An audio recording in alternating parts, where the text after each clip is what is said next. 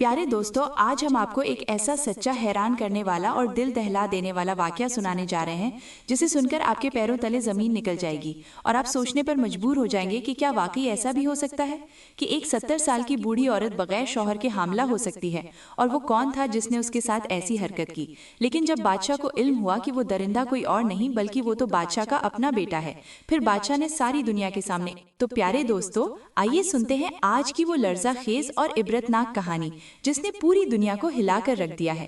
पुराने जमाने की बात है कि एक 70 साल की हामला औरत सुल्तान महमूद के दरबार में हाजिर हुई। उसकी कमर झुकी हुई थी और औरत की आंखों में बेबसी थी। ये औरत बादशाह के सामने सर झुकाकर बोली, बादशाह सलामत, मेरा शौहर मर चुका है और पिछले 8 माह से हर रात एक नौजवान मेरे घर आता है। मेरे साथ वो करता है जो एक खाविंद अपनी बीवी के साथ करता है।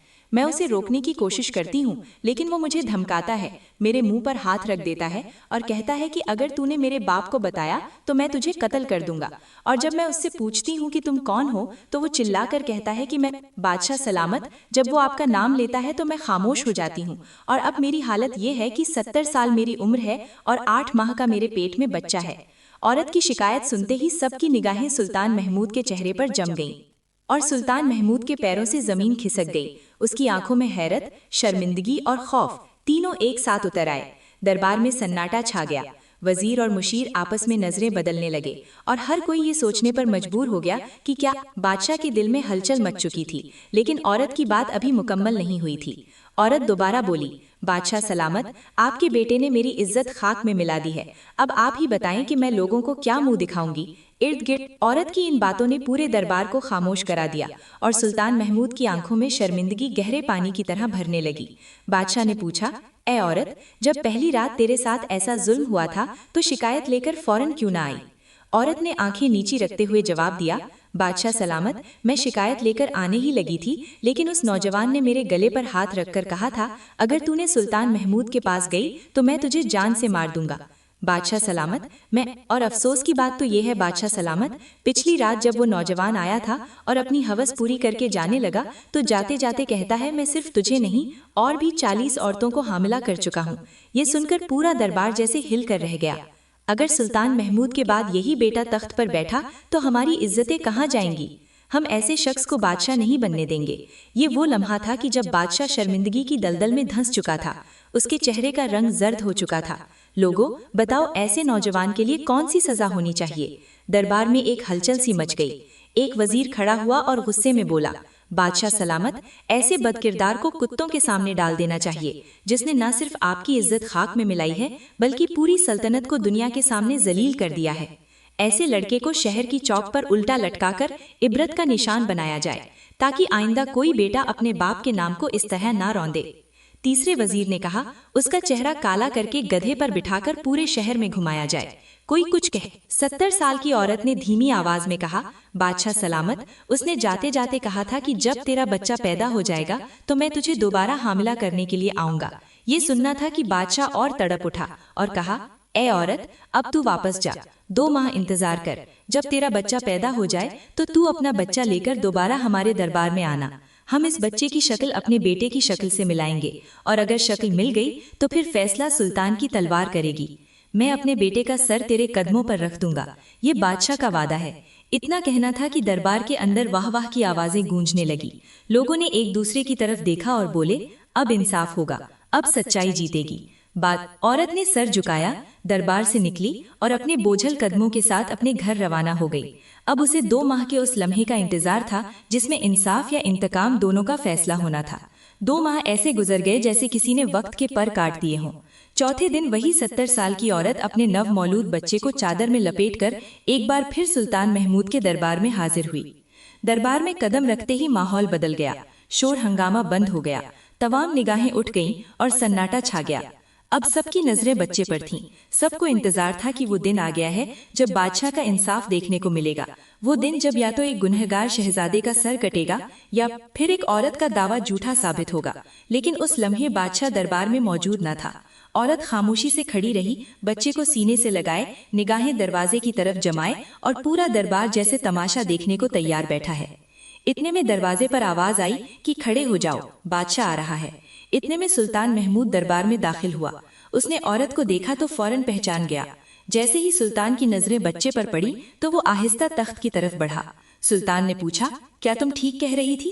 عورت نے جواب دیا، جی ہاں بادشاہ سلامت۔ بادشاہ نے سر ہلایا اور کہا، چلو شکر ہے، ایک مرحلہ مکمل ہو گیا، اب ہم چلتے ہیں اپنے اگلے قدم کی طرف۔ سلطان محمود نے گرجدار آواز میں حکم دیا، ابھی اور اسی وقت وہ دائی لائی جائے جس نے میرے بیٹے کو پیدا ہوتے دیکھا تھا۔ سلطان کا حکم سنتے ہی وزیر اور محافظ دوڑ پڑے اور کچھ ہی دیر بعد 4 دائیوں کو لے کر دربار میں حاضر ہوئے، وہی دائیاں جنہوں نے 20 سال پہلے شہزادے کو اپنے ہاتھوں میں لیا تھا۔ بادشاہ نے کہا، اے دائیوں، اس بچے کو اپنے ہاتھ میں لو اور یاد کرو، کیا اس کی صورت میرے بیٹے سے ملتی جلتی ہے؟ وہی آنکھیں، وہی پیشانی، وہی ناک جو تم نے 20 سال پہلے دیکھی تھی۔ دائیوں نے بچے کو اپنے ہاتھ میں لیا، چادر ہٹا کر غور سے دیکھا، خاموشی سے ایک دوسرے کی طرف دیکھا، پھر دائیں، بادشاہ سلامت، یہ بچہ ابھی بہت چھوٹا ہے، اس کی صورت ابھی مکمل ظاہر نہیں ہوئی، ہمیں اس کا فیصلہ کرنے کے لیے کم از کم 3 ماہ اور انتظار کرنا ہوگا، تب جا کر ہم کہہ سکیں گے کہ یہ بچہ کس کے چہرے کا عکس ہے۔ یہ سن کر دربار میں ایک بار پھر خاموشی چھا گئی۔ اب سب کی نظریں 3 ماہ بعد کے دن پر ٹک گئیں، لیکن 3 ماہ بعد جب یہ عورت پھر سے بادشاہ کے دربار میں حاضر ہوئی تو اس بار اس کی گود میں صرف ایک بچہ نہیں تھا بلکہ ایک اور بچہ اس کے پیٹ میں بھی پل رہا تھا۔ اب کی بار دربار میں ایک نیا رونا تھا، ایک نئی کہانی تھی۔ عورت روتے ہوئے بولی، بادشاہ سلامت، آپ کو چاہیے تھا کہ اسی وقت فیصلہ کر دیں، لیکن آپ نے مجھے 3 ماہ انتظار کا کہا، اور اس درندے نے بھی مجھے دھمکی دی تھی کہ جیسے ہی تیرا بچہ پیدا ہوگا میں دوبارہ آؤں گا اور تجھے پھر سے حاملہ کر دوں گا۔ اور ایسا ہی ہوا، جیسے ہی میں نہرے میں داخل ہوئی تو پھر سے وہی نوجوان درندہ آیا، اور دیکھیں بادشاہ سلامت، میں اب دوبارہ حاملہ ہو گئی ہوں۔ یہ سن کر بادشاہ کا چہرہ غصے سے لال ہو گیا۔ بادشاہ نے جھٹ سے تلوار اٹھا لی، دربار میں سنسنی پھیل گئی، تمام وزیر اور مشیر ایک ساتھ کھڑے ہو گئے۔ بادشاہ نے سخت لہجے میں کہا، اے عورت، اب میں اس ظلم کو مزید برداشت نہیں کر سکتا، آج ہی فوجی تیرے ساتھ جائیں گے، وہ تیرے گھر کے ارد گرد چھپ کر تاک میں بیٹھیں گے، اور جیسے ہی آج رات وہ درندہ تیرے گھر آئے تو ایک زوردار چیخ مارنا، میرے سپاہی فوراً اسے گرفتار کریں گے، اور پھر اس کا فیصلہ میں اور میری تلوار کرے گی۔ یہ حکم سنتے ہی فوجی فوراً عورت کے ساتھ روانہ ہو گئے اور اس کے گھر کے ارد گرد پھیل گئے اور خاموشی سے رات ہونے کا انتظار کرنے لگے، تاکہ جیسے ہی وہ نوجوان درندہ داخل ہو ایک زوردار چیخ کے ساتھ سب کچھ بے نقاب ہو جائے، اور پھر دربار میں ایک ایسا فیصلہ ہو جو تاریخ کے اوراقن پر ہمیشہ کے لیے لکھا جائے۔ خیر، بادشاہ کے سپاہی عورت کے گھر کے ارد گرد تاک لگائے چھپے بیٹھے تھے، آنکھیں دروازے اور دیواروں پر جمی ہوئی تھیں کہ اچانک رات کی خاموشی کو چیرتی ہوئی عورت کے گھر سے ایک زوردار چیخ سنائی دی۔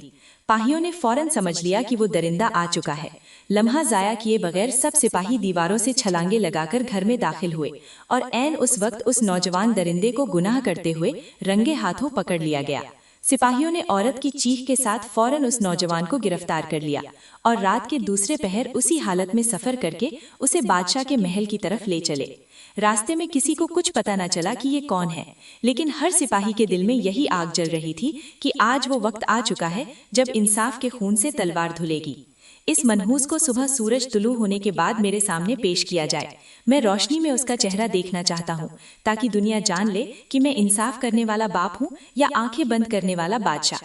صبح کا سورج طلوع ہوا، مگر ہر دل تیز دھڑک رہا تھا، سب کی نظریں دروازے پر لگی تھیں کہ کب بادشاہ آئے اور کب وہ درندہ سامنے لایا جائے۔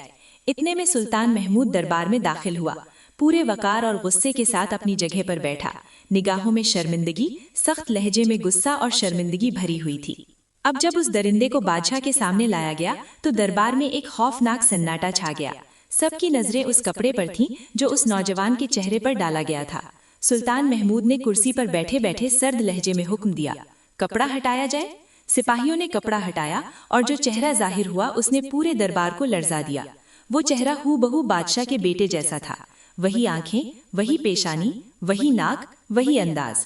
ایک لمحے کو پورا دربار پتھر کا مجسمہ بن گیا۔ بادشاہ کی آنکھیں پھیل گئیں، چہرہ غصے سے سرخ ہو گیا۔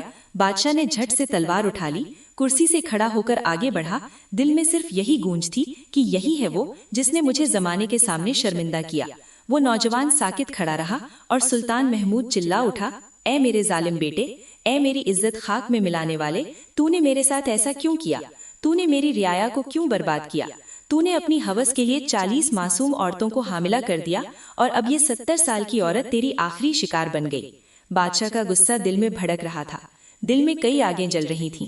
ٹھیک اسی وقت اس نے فوجیوں کو حکم دیا کہ اسے فوراً قتل گاہ کی طرف لے جاؤ۔ آج میں خود اپنے ہاتھوں سے اپنے بیٹے کا سر قلم کروں گا، تاکہ آنے والی نسلوں کو معلوم ہو جائے کہ بادشاہ کا بیٹا اگر ظالم نکلے تو اس کا انجام بھی عام مجرموں جیسا ہوتا ہے۔ نوجوان کو گھسیٹتے ہوئے دربار سے باہر نکالا گیا۔ دربار کے دروازے کھلے، لوگ راستے میں کھڑے تھے، سب کا چہرہ حیرت اور خوف سے سفید ہو چکا تھا۔ بادشاہ کا قافلہ قتل گاہ پہنچا، تلوار چمک رہی تھی اور نوجوان اپنے گھٹنوں کے بل جھکا ہوا تھا۔ جیسے ہی بادشاہ نے تلوار بلند کی، اچانک پیچھے سے ایک آواز آئی، بادشاہ سلامت، جسے آپ قتل کرنے جا رہے ہیں وہ آپ کا بیٹا نہیں، وہ کوئی اور ہے۔ یہ آواز سن کر بادشاہ کی تلوار ہوا میں رک گئی، لوگوں کی گردنیں ایک ساتھ پیچھے مڑ گئیں۔ اتنے میں اصل شہزادہ دوڑتا ہوا قتل گاہ میں داخل ہوا، چہرہ پسینے میں بھیگا ہوا، کپڑے خاک آلودہ، اور آنکھوں میں ایک ایسا خوف تھا جو کسی معصوم کی بے گناہی کے دفاع میں ہوتا ہے۔ وہ اونچی آواز میں چلایا، ابا حضور رک جائیں، جسے آپ قتل کر رہے ہیں وہ کوئی اور نہیں، آپ کا بیٹا ہے۔ سلطان محمود کی آنکھیں حیرت سے پھٹی کی پھٹی رہ گئیں۔ وہ کانپتے ہاتھوں سے تلوار زمین پر پھینک دی، تیزی سے آگے بڑھا اور شہزادے کو گلے لگا کر بولا، بیٹا الحمدللہ میرے رب کا کہ تم وقت پر پہنچ گئے، ورنہ آج تمہارے باپ کی تلوار ایسا خون بہا دیتی۔ بادشاہ نے فوراً سپاہیوں کو حکم دیا، اس نوجوان کو فوراً واپس دربار لے جاؤ، اب سچائی اور انصاف کا فیصلہ سب کے سامنے ہوگا۔ نوجوان کو زنجیروں سمیت واپس دربار لایا گیا، جہاں ہر آنکھ سوالات سے بھر چکی تھی، ہر لب خاموش تھا۔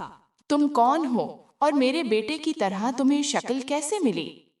نوجوان نے ایک لمحے کے لیے سر جھکایا، پھر نظریں اٹھائیں اور کہا، بادشاہ سلامت، میں فلاں عورت کا بیٹا ہوں جس کی عزت آج سے 40 سال پہلے چھینی گئی تھی، اور وہ ظالم کوئی اور نہیں بلکہ اسی عورت کا شوہر تھا۔ میری ماں نے مجھے پالا، سچ چھپایا، مگر مرنے کے وقت ایک جملہ کہا تھا کہ بیٹے مرنے سے پہلے اس شخص کی بیوی سے وہی کرو جو اس نے تیری ماں کے ساتھ کیا تھا، تاکہ میری قبر کو سکون ملے اور میرا انتقام مکمل ہو۔ بادشاہ سلامت، میں نے جرم کیا، یہ بتاؤ کہ تیری شکل میرے بیٹے سے اتنی کیوں ملتی ہے کہ میں بھی دھوکہ کھا گیا؟ تو وہ نوجوان جو اب اپنے انجام کے سامنے کھڑا تھا نہایت ٹھہرے ہوئے انداز میں بولا، بادشاہ سلامت، اس کی وجہ یہی ہے کہ میرا جو باپ تھا وہ آپ کا ہی سگا بھائی تھا۔ میری ماں نے مجھے چھپ کر پالا اور پھر وہ بھی دنیا سے رخصت ہو گئی۔ میں اسی بھائی کی بیٹی ہوں، اور جب میں آپ کی بیٹے سے ملا تو لوگ بھی یہی کہنے لگے کہ شکل کتنی ملتی ہے۔ چچا کے بیٹے کی صورت اس کے بیٹے سے ملے تو کیا بات ہے۔ پھر اس نے سر جھکایا اور کہا، بادشاہ سلامت، میں اپنی ماں کی وصیت پوری کرنے آیا تھا، جو کرنا تھا کر چکا ہوں، اب میرا سر حاضر ہے، آپ جو چاہیں کریں، مجھے کوئی شکایت نہیں۔ میں ماں کی قبر پر شرمندہ نہیں جانا چاہتا تھا، تو اب سکون سے مر سکتا ہوں۔ اب بتاؤ ایسے شخص کے لیے کیا سزا ہونی چاہیے؟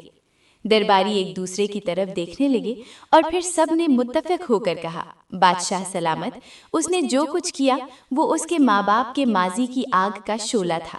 اس کے الفاظ سے معلوم ہوتا ہے کہ وہ پل اس نے وہی کیا جو اس کے ساتھ ہوا تھا۔ اس کی ماں مظلوم تھی اور اس نے مظلوم کا بدلہ ظالم کی نسل سے لیا۔ اس سے ہمیں سبق ملتا ہے کہ جیسا کرو گے ویسا بھرو گے، کیونکہ اللہ کا ترازو صرف انصاف تولتا ہے اور وقت کا انصاف کبھی خالی نہیں جاتا۔ یہ فیصلہ سن کر دربار میں ایک بار پھر گہری خاموشی چھا گئی، جیسے پوری سلطنت کے سینے پر ایک دردناک حقیقت لکھی گئی ہو۔